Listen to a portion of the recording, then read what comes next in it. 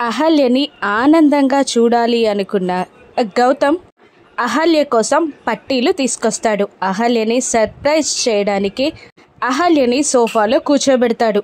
అహల్య కాళ్ళ దగ్గర గౌతమ్ బాసం పట్టు వేసుకొని కూర్చుంటాడు. ఏంటి గౌతమ్ గారు ఇలా కూర్చున్నారు కింద అని అహల్య కంగారుగా అడుగుతుండగా నో వరీస్ అని అంటూ అహల్య పాదాన్ని తన కాలుపై పెట్టుకుంటాడు గౌతమ్. అయ్యో అని అహల్య అంటున్నా వినకుండా 1 మినిట్ అహల్య అని అంటూనే తన జేబులో నుండి అహల్య కోసం తీసుకొచ్చిన పట్టీలని బయటికి తీస్తాడు గౌతమ్. ఆ పట్టీలను చూసి చాలా సంబరపడిపోతూ ఉంటుంది అహల్య.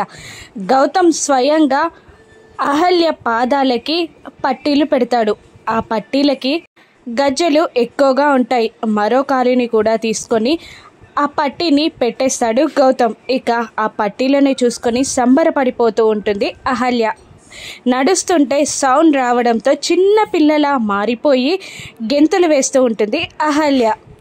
అలా గెంతులు వేస్తూ గౌతమ్ వైపు చూడగానే కానివ్వు అన్నట్టు కళ్ళతో సైగ చేస్తాడు గౌతమ్. ఇంకా రెచ్చిపోయి చిన్న పిల్లలా ఎగురుతూ తన చీరని కొంచెం పైకెత్తి తన చుట్టే తాను రౌండ్గా తిరుగుతూ అల్లరి చేస్తూ ఉంటుంది అహల్య. అహల్య ఆనందాన్ని చూసి మురిసిపోతూ ఉంటాడు గౌతమ్. వీళ్ళిద్దరి బంధం ఇలాగే బలపడుతుందా? రానున్న ఎపిసోడ్స్లో చూద్దాం. Thank you for watching.